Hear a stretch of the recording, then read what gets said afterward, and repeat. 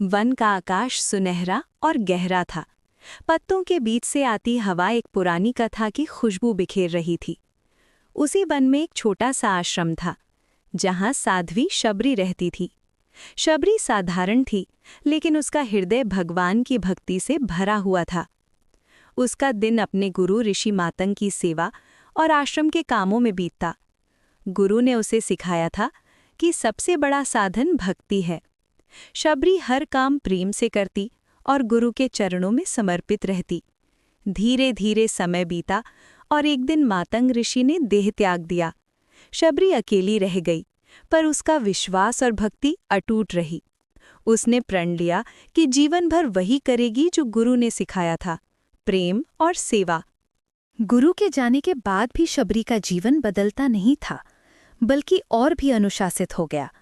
वो हर सुबह जल्दी उठती, आश्रम की सफाई करती और फिर पास के जंगल में बेर चुनने निकल जाती।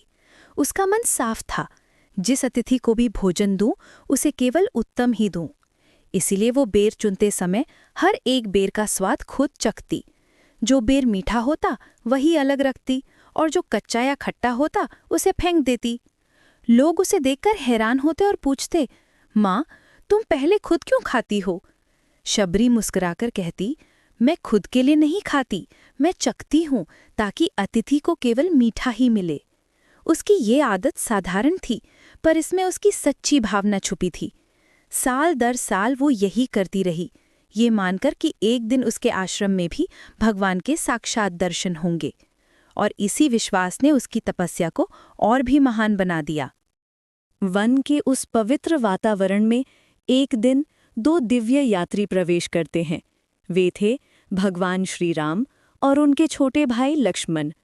दोनों वन विचरण करते हुए अपने पथ पर आगे बढ़ रहे थे। उनकी चाल में शौर्य था, पर चेहरों पर करुणा और शांति झलक रही थी।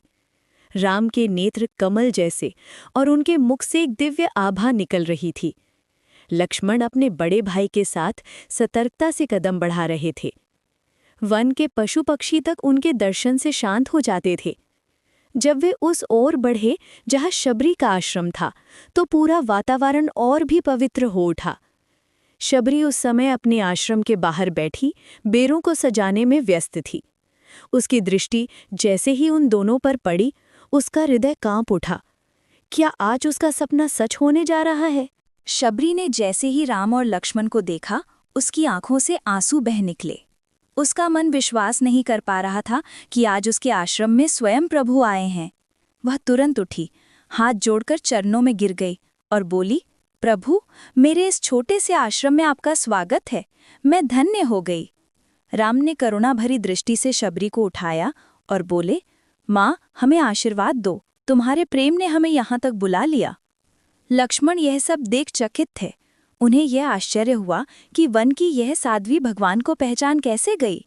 शबरी की विनम्रता और सच्चा समर्पण देखकर राम और लक्ष्मण आश्रम के भीतर पधारे।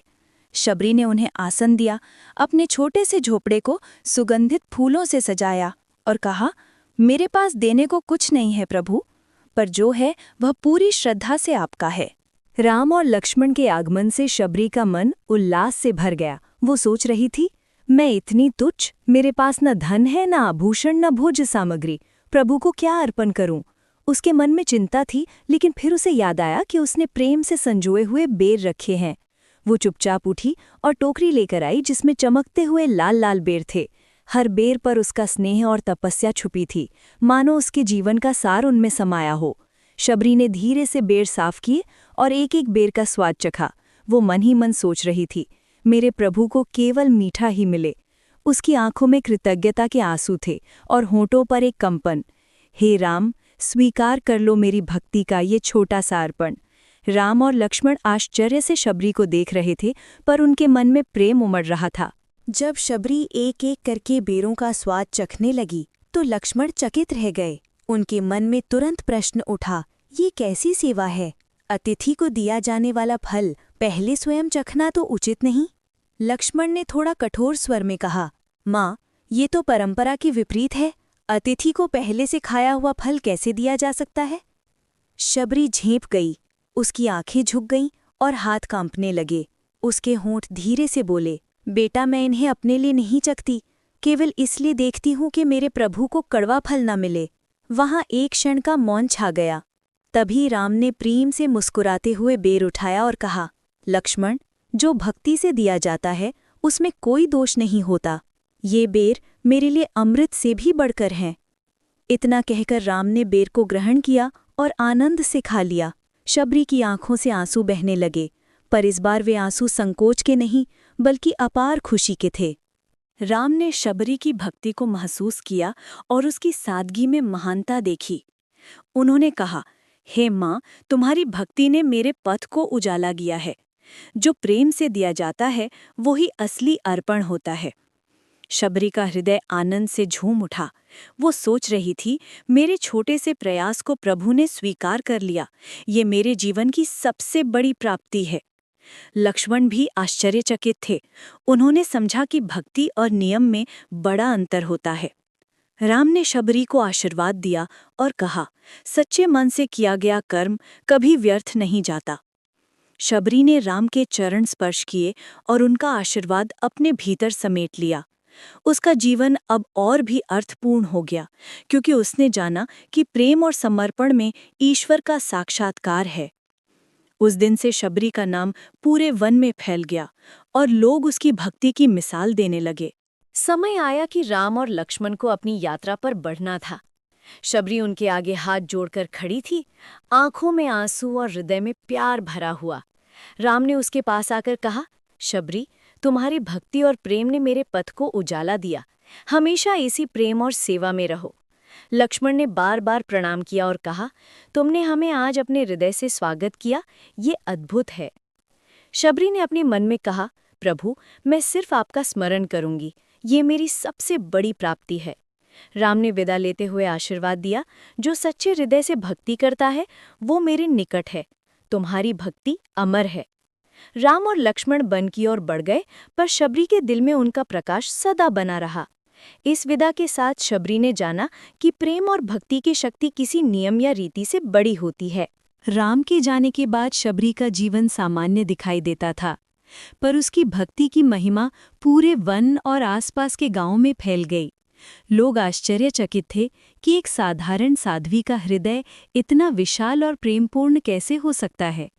वे उसकी भक्ति को देखकर सीखने आते और कहते, यदि इतना प्रेम और समर्पण किसी साध्वी में हो सकता है तो हम भी अपने जीवन में भक्ति को उतना ही महत्व देंगे। बच्चे और युवा शबरी के पास आकर उसके जीवन की बातें सुनते और अपने हृदय में भक्ति की चिंगारी जगाते। शबरी ने किसी को दिखावे के लिए या सम्मान के लिए नहीं किया, वो बस प्रेम और सेवा में रमी रही। उसकी कहानी ये बताती थी कि सच्ची भक्ति किसी बड़े मंदिर या पूजा के माध्यम से नहीं, बल्कि हृदय की शुद्धता और प्रेम से होती है। जैसे जैसे साल बीतते गए, शबरी की कथा अनेक जनों के लिए प्रेरणा बन गई। अंततः उसने ये समझ लिया कि उसका जीवन सफल हुआ, क्योंकि उसने अपने प्रभु के लिए पूर्ण समर्पण किया। शबरी की कहानी हमें ये सिखाती है कि भक्ति केवल पूजा पाठ या नियम कायदे तक सीमित नहीं है। सच्ची भक्ति वो है जो प्रेम, सेवा और समर्पण से भरी हो। मन छोटा और स्वच्छ हो, तभी ईश्वर का साक्षात्कार संभव है। शबरी ने जीवन में यही सिद्ध किया। छोटा सा कर्म यदि दिल से किया जाए तो सबसे बड़ा बन जाता है। उसने यह भी दिखाया कि बाहरी रीति रिवाज नहीं, बल्कि हृदय की निष्ठा महत्वपूर्ण होती है। राम ने उसे स्वीकार कर यह प्रमाणित किया कि प्रेम और भक्ति का मूल्य किसी नियम से नहीं, बल्कि भावनाओं और समर्पण से मापा जाता है। शबरी के जीवन का संदेश पीढ़ियों तक जीवित रहा। सच्ची भक्ति में कोई भेदभाव नहीं, कोई दिखावा नहीं, केवल हृदय की शुद्धता और प्रेम होता है। यही कारण है कि शबरी आज भी राम भक्ति का प्रतीक मानी जाती हैं। शबरी ने जीवन भर प्रेम, सेवा और भक्ति को अपने मार्ग के रूप में अपनाया। राम के दर्शन और उनके द्वारा स्वीकार किए जाने का अनुभव उसके लिए सबसे बड़ा आशीर्वाद बन गया। उसकी भक्ति ने ये साबित कर दिया कि सच्चा समर्पण कभी व्यर्थ नहीं जाता। गांव-गांव में उसकी कथा फैल गई और लोग उसे देखकर ये सीखने लगे कि भक्ति का मूल्य केवल रीति रिवाज या दिखावे में नहीं, बल्कि हृदय की शुद्धता में है। छोटे छोटे कर्म यदि प्रेम और श्रद्धा से किए जाएं तो वही सबसे बड़ा पुण्य बनते हैं। शबरी का जीवन ये संदेश देता है कि कोई भी इंसान भले ही साधारण क्यों न हो, सच्ची भक्ति के माध्यम से परमात्मा के निकट पहुंच सकता है। राम ने अपनी भक्ति और प्रेम को स्वीकार कर ये सिखाया कि ईश्वर सच्चे हृदय वाले भक्त को कभी अनदेखा नहीं करते।